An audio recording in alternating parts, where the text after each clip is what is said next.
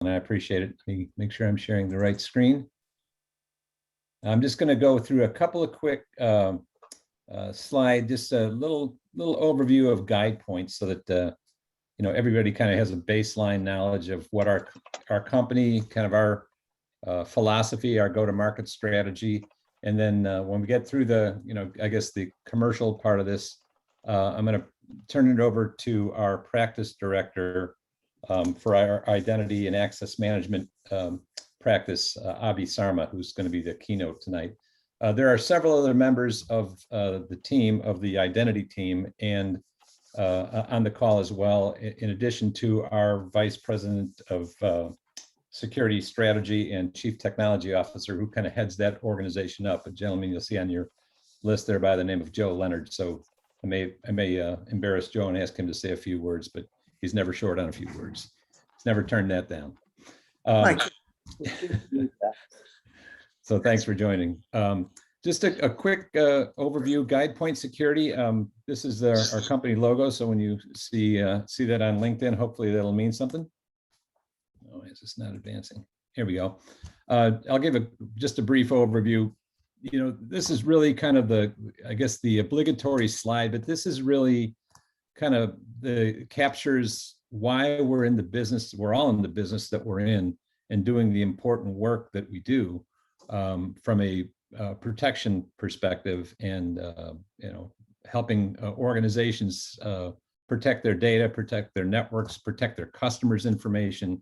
It's about, it's not just about the money. It's about productivity. It's about people's livelihoods.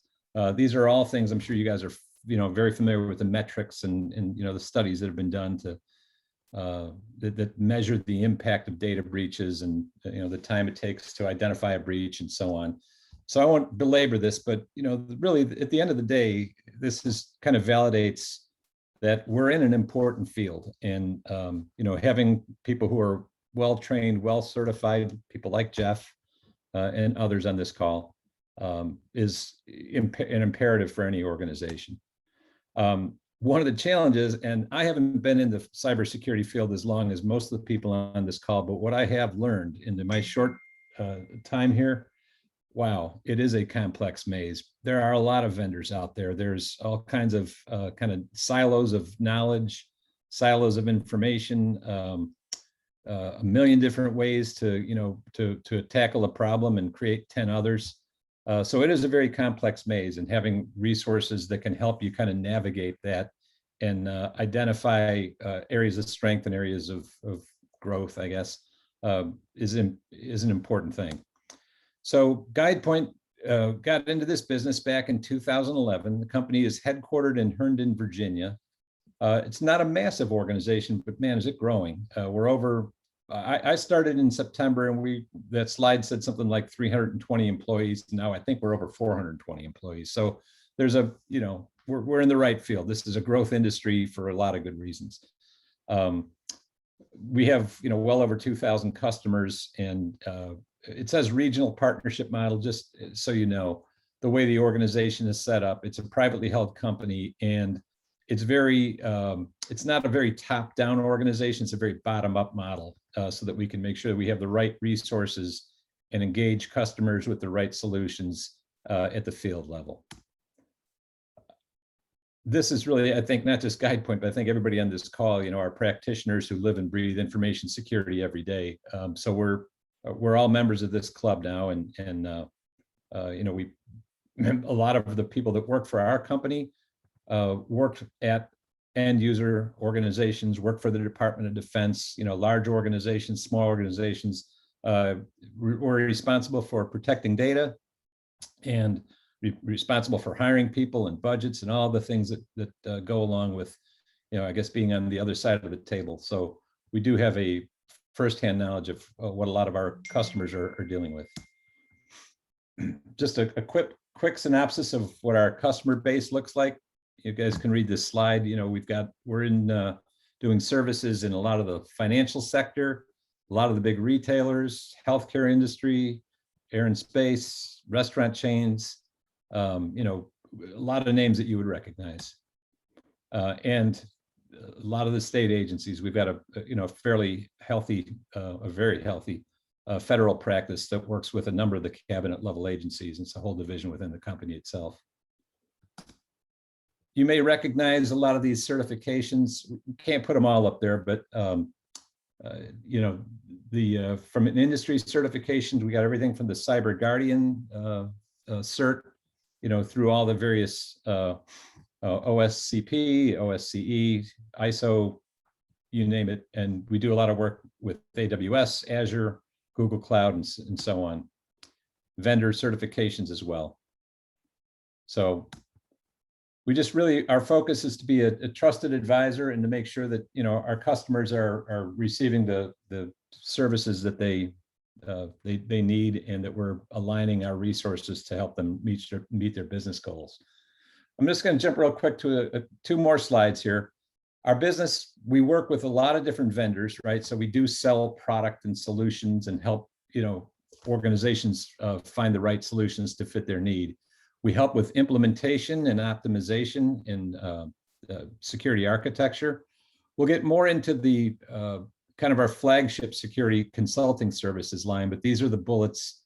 We have an application security practice, a cloud security practice, digital forensics, incident response, governance, risk, and compliance, which are actually two practices within one. And the one that's going to be talking tonight, our identity access and access management practice that Abhi is the practice director for. And then we also have a threat, attack, and simulation group that does penetration tests, capture the flags, tabletop exercises, all those kinds of things. So that's really what our mission is and what our focus is. I guess, if there's any questions, or if there's anybody has any interest in any of these areas that would like to know more, I don't want to turn this into a commercial, but I wanted you to at least be aware that, kind of what our go-to-market strategy is, the vendors that we work with, the customers that we have, and kind of the breadth of market that we serve. So I'll stop there. If there's any questions, I'm happy to answer them. Otherwise, I will let Abhi, I'll stop sharing my screen and let Abhi share his, and we can get going on the content today. No questions? Great. I'm just going to turn it off. Abhi, would you be kind enough to, or maybe Joe, if you would be good enough to just maybe introduce yourself, and since Abhi's on your team, and just say a little bit about the group that's here, and then I'd like to welcome everybody. Thank you for the opportunity for GuidePoint Security to meet with you. My name is Joe Leonard. I'm the CTO and Vice President of Security Strategy at GuidePoint. And my role is really building out a lot of our new security services. And Abhi joined about 6 months ago. So we're really making a pretty big investment right now in identity access management. And Sohail Khan is also on from our team as well.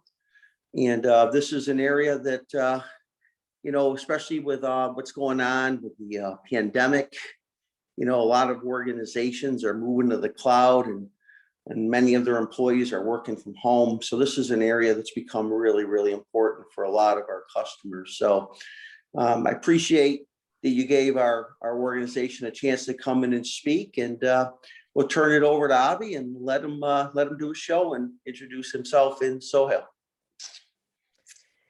Thank you, Joe, and good evening, everyone. My name is Abhi Sarmah, and I'm the practice director for identity and access management here at GuidePoint.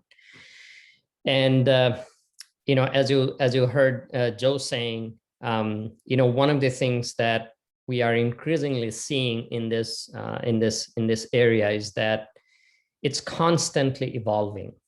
And I know that there are many participants on this call, and your organizations are probably in different stages of IAM maturity. Some are probably a little bit more mature than others. But coming back a little bit about myself. So before I joined GuidePoint about 6 months ago, I worked at Accenture for 8+ years, leading various identity and access management program for clients in different industries of varying sizes. And for the last decade, I have focused my effort in this area. So prior to that, I have also worked in different other security disciplines, including governance and risk management, data protection, privacy. But as I said, for the last 10 plus years, my focus has been in identity and access management. So one of the things that I want to talk about today in this to this group is that, kind of sharing some of my own experience of what I have seen working with organizations across industries. What are some of the challenges that I have seen that they face, regardless of what stage your IAM program is, whether you are getting started, whether in the middle of some rollout, but you're looking to expand your capability into new areas. And then finally, what are some of the things that are happening in the marketplace, right? How this market has evolved and where we see it going in the next few years. And as we all know, there are a lot of changes happening in the marketplace with the pandemic, increased cloud adoption. So our work is cut out. So as our businesses grow, as we expand the reach of our key assets to people accessing from different places, different time zones, from home, these challenges continue to evolve. And none of us saw it coming in so quickly until about a year ago. Things were as it was working for the last several years, but suddenly a lot of things have changed. So how do we adapt to some of those changes? Whenever you think about changes, sometimes, we can influence some of these, others we cannot. So how do we design our programs in a way that, number one, we are actually aligning to our business objectives of our organization? Number two, while we are meeting our current objectives, we keep an eye on what will change in future, and then how we stay on top of that. So with that said, can everyone see my screen okay? Yes, I can see it. Yep. All right. So let's get started. Whenever you talk about security in general, and one of the things that, and that's my favorite topic, right? Whenever you talk about security, for many people, first word that comes to the mouth is control. We talk about control objectives. We talk about controls, right? What I want to talk about is changing from the word control to manage. And that is very important. It's all about mindset.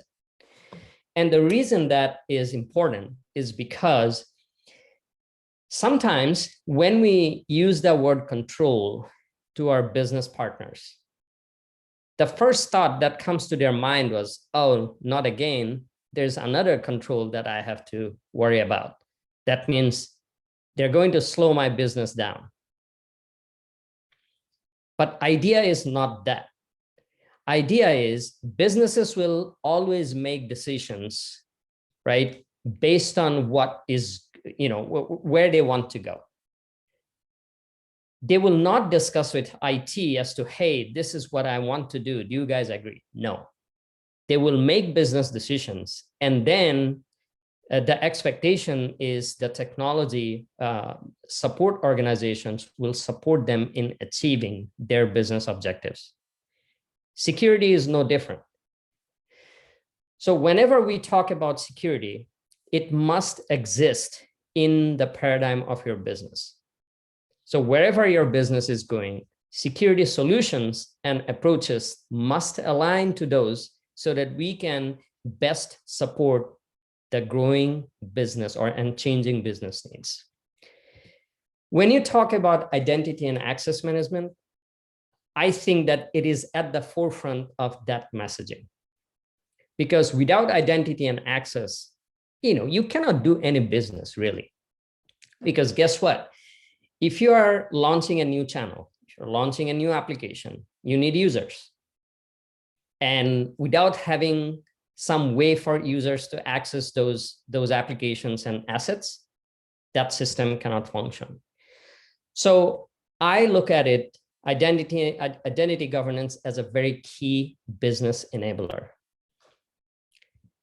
Now, whenever you talk about identity, one of the things that you'd see that it's very central to any identity management is attributes.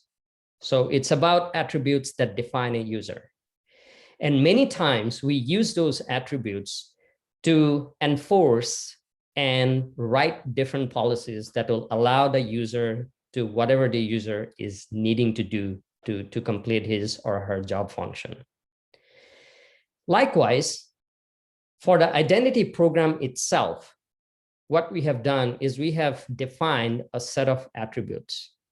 And that is central to not only defining requirements for your program, potentially selecting a solution if you don't have one, but also how do you govern that on an ongoing basis. These attributes are mapped to our key stakeholders. So step number one, if you are starting on a new identity governance journey, which is automated, the first thing you want to do is identify your key stakeholders. And that starts with your business. So whenever you talk to your business, you're talking about rolling out a new capability, some of the key value drivers for your business is, with all these investments that we are making, what benefits it is going to give me? Will it help reduce my operational cost? Will it support my future business growth objectives better? How about speed and agility? If I want to expand, launch a new channel, or expand, grow to a new country, how these solutions will help me grow my business quickly? Innovation is a key part of it as well.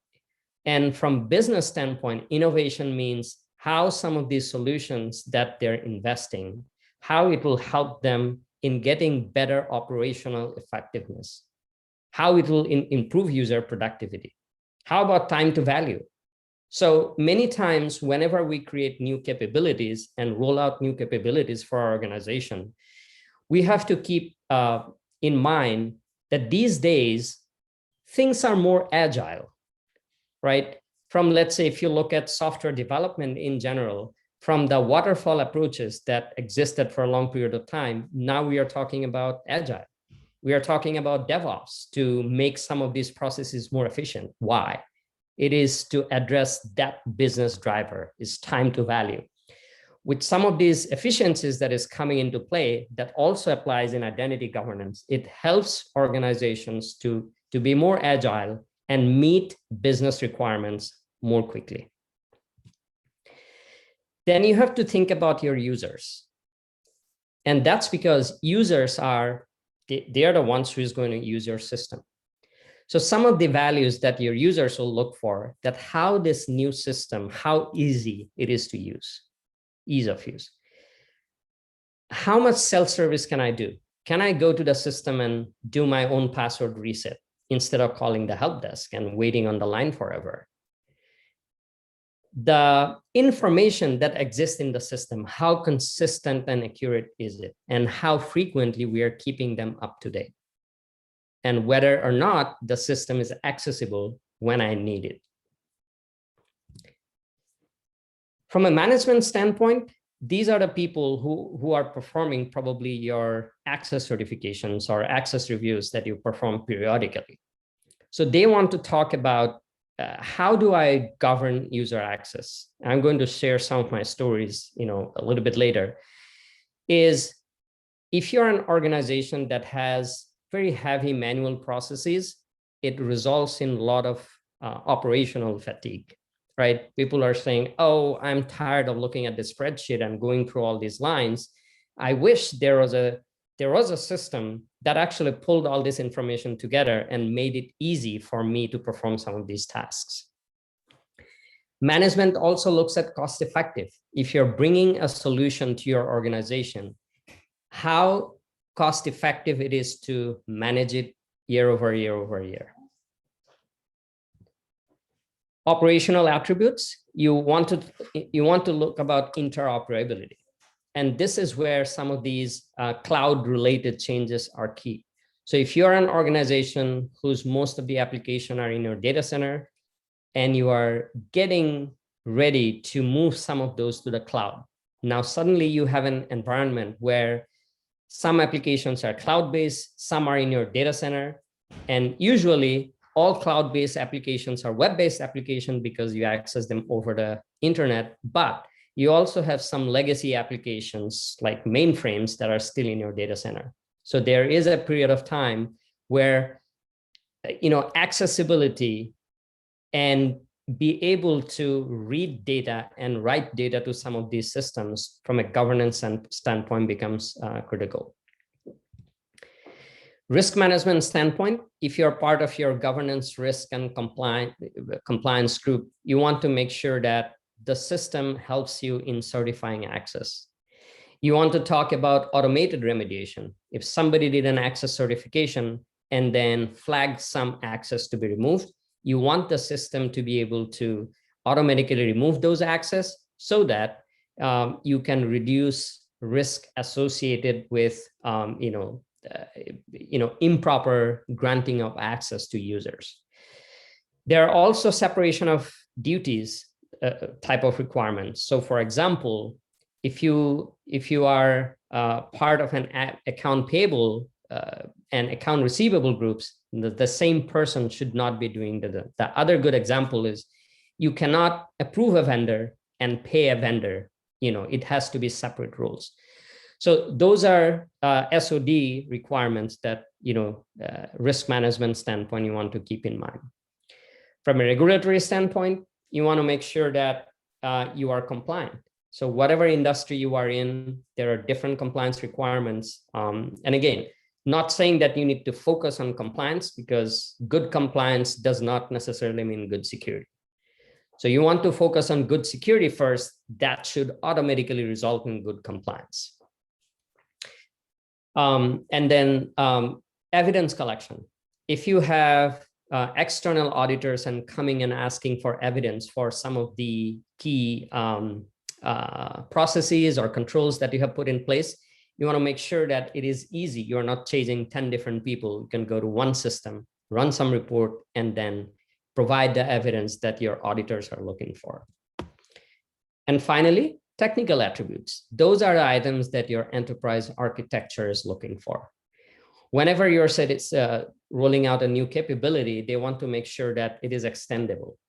It is standard-based, right? Extendable means the same system will have visibility as you move to the cloud from your on-prem footprint. It is flexible, meaning that it can connect to the variety of applications that you have in your environment. And it's standards compliant. There are many standards that are out there, especially with the advent of the cloud, that allows you to connect and communicate with different systems. So from a governance standpoint, any system that you are putting in place, they want to make sure that it is standard compliant. So these are a good set of attributes that you can use to govern your program on an ongoing basis, because the business environment is changing around you. And then it is essential that on an ongoing basis, you work with your business to make sure that your program is continuing to be relevant in terms of supporting where your business wants to go. Moving on, in the next slide, it talks about what are the 6 key questions that you have to keep in mind and how you align your program addressing as per these 6 questions. And those are what, why, how, who, where, when. And when you design your system, what we call it that there are 3 layers. The conceptual layer is your business layer.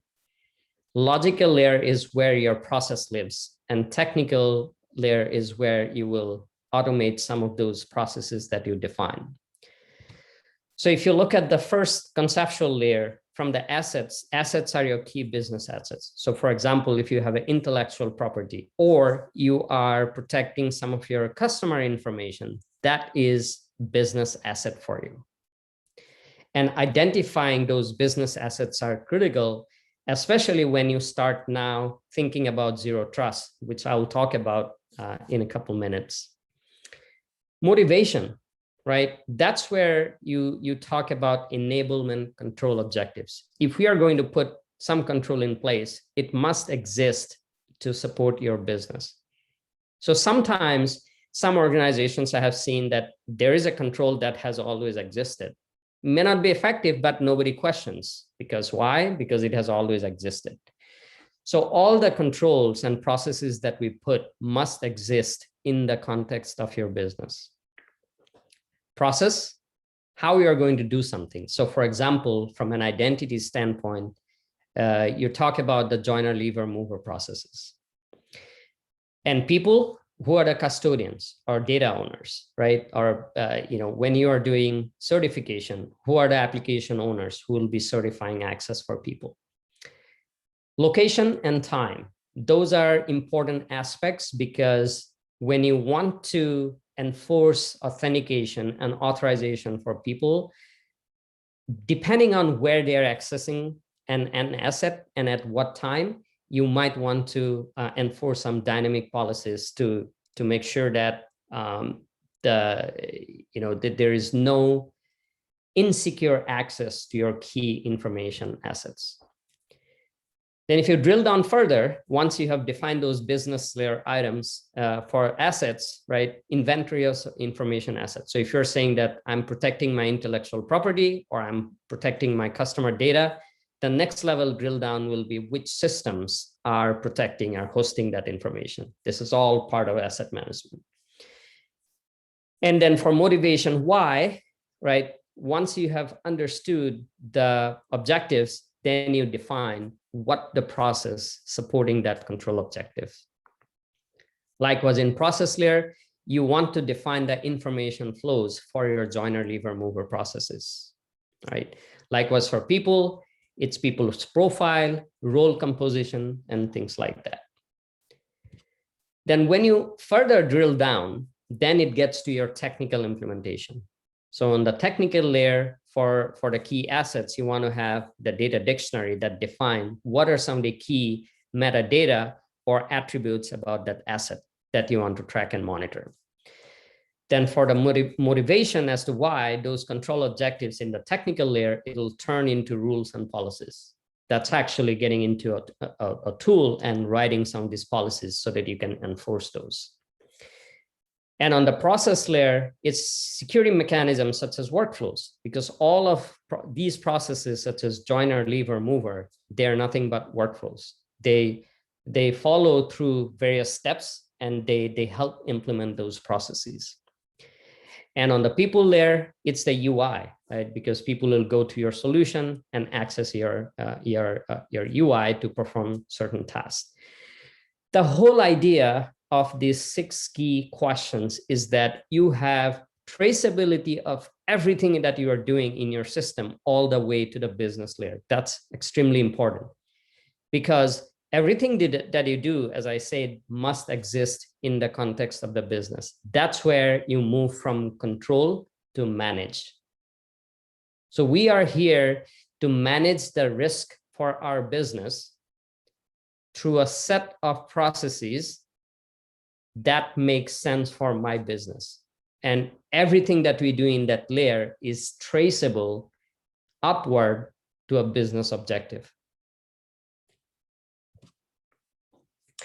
So having said that, where is the identity governance journey that has been in the past, where we see things now, and what is the future? So if you think about in the past, or for some organizations that may be the present, is that reactive. So what I call is that reactive stage is where most of your identity and access management practices and policies are manual. So for example, think about this: a user comes in, somebody new joins the company, the hiring manager has to go through some manual processes, maybe submitting a ticket or filling out a spreadsheet and emailing to a group mailbox or what have you, but it is tracked in an extremely manual manner.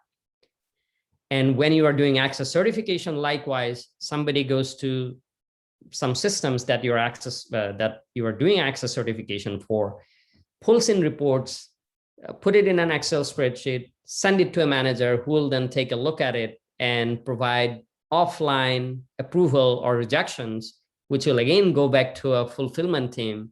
And based on, they will again go through the spreadsheet and see what has been flagged for removal. They will manually, remove it.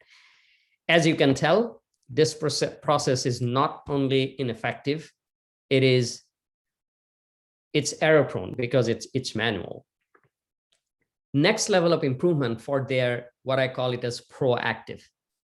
So when you reach the proactive stage, you have automated some of your key business processes, such as joiner, lever, mover, and some access certification processes, so that it not only improves your efficiency, reduce operational cost, it also improves your user experience.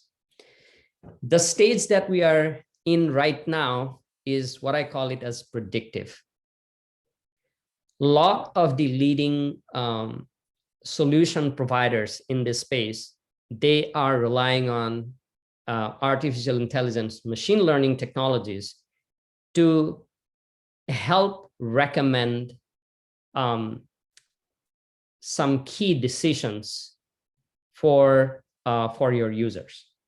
So one of the best examples that I can give is, if you have AI ML technologies, let's say when you are doing access certifications, many times your managers don't know what access they should be removing or they should be approving, because to make it much more difficult for them, what we typically include in the access certification, a bunch of entitlement and bunch of roles, which a regular business manager has no clue as to what that means.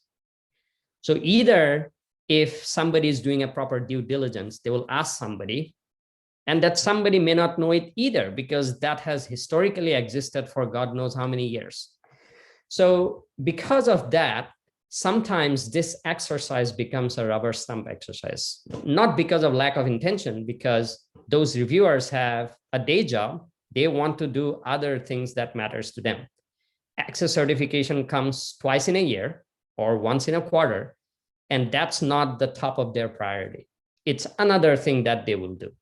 So if there is other competing priority that takes precedence, they will do that instead of spending a few hours doing an access review. So to address that problem, some of these technologies actually use AI ML technologies to look at and perform things like peer group analysis. And they will, when the access review goes to a manager, they will make recommendation based on, hey, this person looks like has this access, which seems to be an outlier. So none of the other people that has the same job code or belongs to the same department or the cost center does not have this access. So you should probably be rejecting this access. So these type of recommendation, these solutions are available today. The other key use case is if you are doing manual role-based access control, as you can see, and you must have realized, is that it's extremely hard to keep up with changing entitlement landscape around you. So for example, if you have a role defined and there are a bunch of entitlements that are part of that role, guess what? Somebody added a new application and now has a new entitlement that nobody knows about. So manually, it is extremely hard to stay on top of role-based access. So the way we used to do role-based access will no longer be the case. Now there are solutions available that you can load all your entitlements. It can do that heavy lifting for you, because keep in mind, role design is not a one-time exercise. You must do on an ongoing basis so that those roles are still relevant for what the purpose that role was designed for. And then in the future, what I call it as self-governing. think about this as a self-driving car. So you still have a steering wheel, you still have a brakes, but the car can get from point A to point B on its own. That's where some of these zero trust type of discussions that we are having will be important as well. So think about at that time, based on, let's say, a confidence score, these tools can perform some of these decision-making on your behalf without a user intervention. So a lot of leading solution providers are heading in that direction so that we can get to a point where manual intervention is significantly reduced and all operational cycles, overheads that you have, those people can go and do other more value-added things for your business. Moving on, what is the journey to zero trust? So I'm not going to talk about what zero trust means. I'm assuming that a lot of you or most of you have heard about it, A, and B, have some idea of what it means. In principle, what it means that in our existing paradigm, we say that trust but verify. Zero trust says that never trust, always verify. The key word is always verify.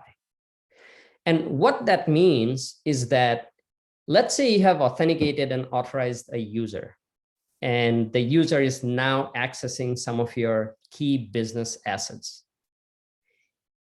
Let's say if some of you use solutions such as Okta, what does it do?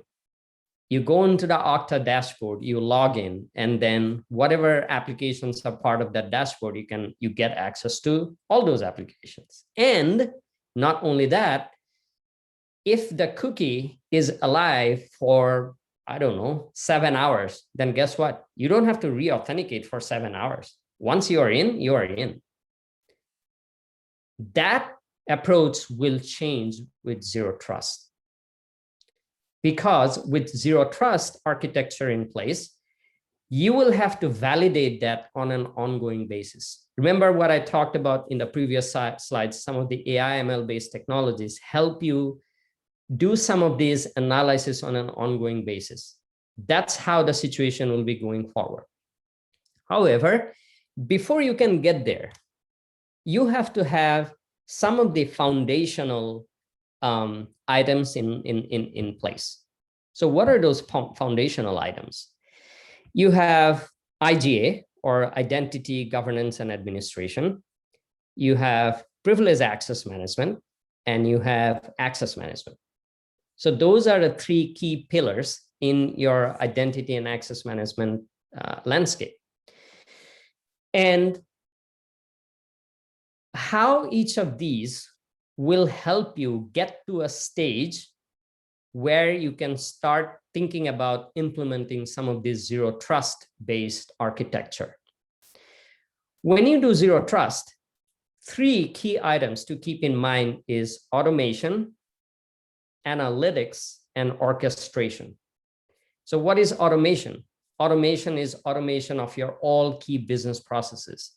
Now, not only you need to do that because you want to get to a zero trust at some point, but you also want to focus on how through these automations, I'm just going to achieve some of my key business objectives. For example, like I said before, reduce operational costs, gain efficiencies, improve user experience, reduce reduce risk, and improve user productivity. Those you do anyway. Likewise in PAM. So what IGA, or Identity Governance, helps you do, lay you that groundwork or help you define that foundation on which you can build your zero trust house. Because you cannot build that house without the foundation in place. So if you're an organization that has a lot of manual processes across these, then you are far away from zero trust. So you have to first get those automation in place. And not only automation, you have to have ability to analyze data through analytics. Finally, orchestration. I'll give you an example. Let's say I am accessing an information from my computer. In the zero trust model, if my computer is behind on patch, or I have disabled antivirus or what have you, I have to be able to make a decision in real time to not allow access to me. Because although I am a legitimate user, I must have authenticated, I have a user ID password, but this policy of my computer being up to date on the controls that I should have is failing. And that's why I can't get access. But how is your access management system going to get this information? Because this information lies in your computer. That's where orchestration will come into play. So what orchestration means is you have different, and it doesn't matter, you may have different vendor solutions. And every company will have different vendor solutions. But regardless of what vendor solutions do you have, how I'm going to pull all of this information together and be able to make real-time access control decisions. That's the place you want to be. But as you can imagine, without automation, without some analytics, you can't do orchestration, because orchestration will live on top of automation. So if you're at a place, I'll say this again, where across these processes, across these key foundational areas of identity and access management, if you have heavily manual processes, you want to start thinking about that now. And doesn't matter how big or small your organization is. At some point, with cloud coming, I look at it, cloud as a disruptive force. And one example is Uber, that how Uber happened, the traditional travel industry changed completely. Cloud is like that. Some organizations are a little bit behind compared to others, but everybody will go to the cloud because market forces will demand that your organization go to the cloud, because of it helps your business to be more agile and less cost of maintaining your own infrastructure and what have you. So eventually, to varying degrees, every organization will have a cloud footprint. So time is now to get ready for that thing happen, because guess what? It is coming. So through all of this, what is that you want to do? You want to enforce real time all your access decisions. But the path to that starts with automation, orchestration, and analytics of these key pillars. Next slide. This is how you govern your IGA framework. I talked about those attributes. And in this picture, basically what you are seeing is, if you're rolling out some of these capabilities, you have to identify your key stakeholders. And what you're seeing in this slide is those attributes map to how your different stakeholders see the value coming out of this program. And those value drivers are different. If you're compliance, you're looking at reporting requirements, how quickly I can produce evidence, right? Things like that. If you're a steering committee, which is, let's say, CISO, CIO, enterprise architecture, you are thinking about other value drivers, such as how am I going to reduce cost? How am I going to improve productivity? And now, how this thing will help me get to the cloud as quickly as possible.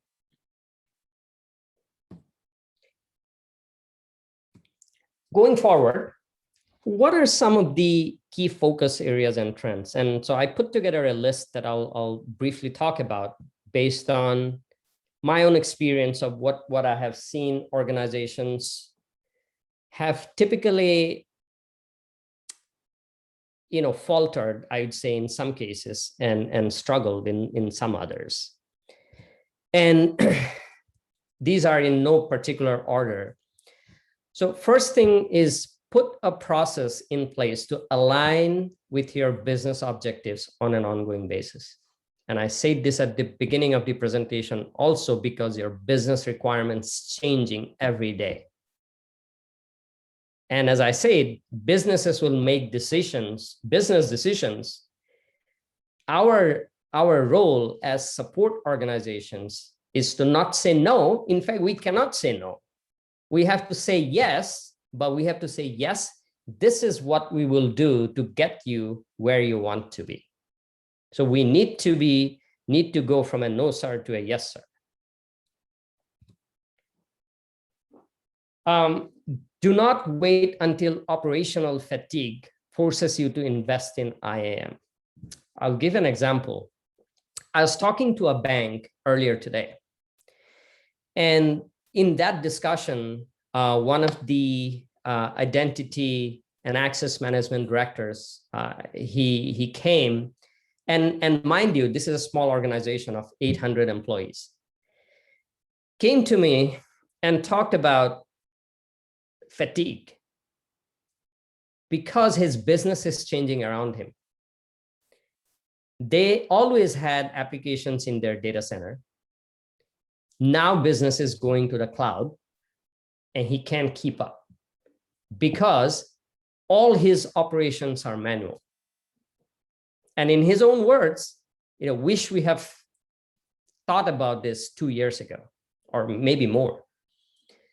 The good news is you can always start.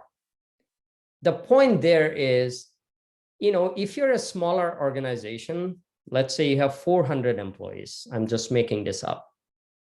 You never know, your business may acquire another business and suddenly in next year, from 400, you'll become 800. So the whole point is at that time, it becomes increasingly challenging to keep up with how your business is growing. So don't wait until something happens like that to take steps, take matters into your hand and do it now. Focus on process standardization. So as you look to automate some of these processes, standardize those processes because you don't want to have diverse set of processes and automate those because it is going to increase your cost of ownership. So focus on standardizing or cleaning a process before you automate. Identify and classify information asset. So again, going back to my list of attributes that we talked about and those 6 questions of what, why, how, where, when, and who, what is your information assets? And this also applies going forward to zero trust. Because if you don't know what you're protecting, you don't know how it will protect them or what mechanisms you should put in place to protect that asset. Tackle challenging problems early. So meaning that if you have something that's hard to fix, many times human tendency to keep it for later. But also keep in mind that if you have a challenging problem, it is likely that it is also a biggest source of risk. So go after those early. Focus on configuration and minimize customization. This is a classic thing for cloud-based system. So many times now there are leading cloud-based solutions, and especially for organizations, small to mid-sized organizations, even for large organizations, cloud-based solutions are making a lot of sense. And that's because, again, yesterday I was talking to another customer. They have deployed a solution from Oracle on their data center. Oracle, now they are behind on few versions and they have heavily customized the system. Now they're thinking their organization, because of the relationship with Oracle, has a good, like a payment option, and they are kind of got the licenses for that product for 3 years. However, they're behind on feature, and now they have to upgrade some 5 or 6 versions. With all the customization they have done, it'll likely cost them a couple $1 million. So what I told them yesterday was that you really want to think about whether you want to spend those $2 million trying to upgrade this thing, and you know that it's probably behind on a number of key features anyway, and maybe consider a cloud-based solution, which will get you up and running quickly while not having to spend those $2 million trying to upgrade an old product. Something to keep in mind. Speak of agility. Cloud-based solutions also help you to become more agile and bring value to your business much quicker. Bring ongoing innovations. So innovation is another key aspect. And it doesn't mean that you have to do a lot of innovation yourself. Innovation, many times to me, it's just thinking differently. Because if you think differently, start questioning things that you think that may not look right, that's one step towards innovation. Because if you think that something is not making sense or it's not applicable in the context of your business, guess what? You will start looking at alternatives. What are the other ways I can do it more efficiently? Now, it could be as simple as a process fix, or in some cases, it could be going to a different technology that allows you to do things in a much better, streamlined, and improved way. And then those technology, what I call as ecosystem providers or ecosystem partners, are doing innovations every single day. So how do you tap into that innovation and bring those innovations to your organization so that you can stay ahead of your competition? Improve time to market through agile approach. We talked about agile, right? Nowadays, there are DevOps related approaches that is significantly reducing cost of development, right? Whole cloud area is agile in general. So how you are going to look into these and make your solutions more agile so that they can adapt to your changing business much more quickly. Organizational change management is very important, and they can drive user adoption, meaning that whenever you are rolling out a new capability, you want to make sure that users are properly trained and they're engaged early in the process, including your help desk. Because if you did that, then there will be no surprise when you're ready to roll out to your larger user base.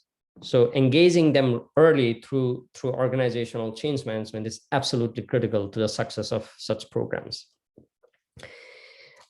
Many organizations start with access certification whenever they roll out a new technology solution. However, do not lose sight of automated provisioning. So if you know about detective and controls and proactive or preventive controls, so certification is detective because it is after the fact. Somebody did not remove a terminated user. Well, you didn't know until you did the certification 3 months from now. And that account stayed there for all these 3 months. If you had automated provisioning where your lifecycle processes are automated, then guess what? You don't have to wait for certification to come around 3 months later. It is taken care of when HR terminated that user. So don't lose sight of automated provisioning. Access certification is a good process to have, absolutely. But then it should not be at the expense of automated provisioning. This is what I mean by being compliant and being secure. If you don't have a centralized directory, focus on integrating more applications to your centralized directory, because it makes provisioning and the whole certification so much easier to do. And finally, do not fall behind ongoing integrations. So sometimes organizations have rolled out systems and they would do some basic integrations such as Active Directory or email system or a couple other LDAP type systems, right? But you will only improve security and maximize the return on investment for such a solution if you integrate more applications on an ongoing basis. Now, if you have 400 applications, not necessarily you will integrate all 400, but generally a good 20 to 30% of your application footprint is a good candidate for automated provisioning because A, they have large access management activities, or B, they're hosting some of your key information assets, including your intellectual property. So those are the systems you want to go after first in order to optimize the investment dollars that you have from your business.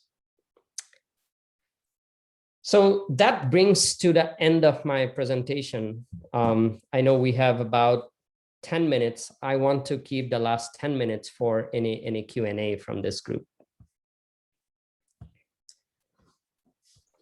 I will go ahead and turn off the recording.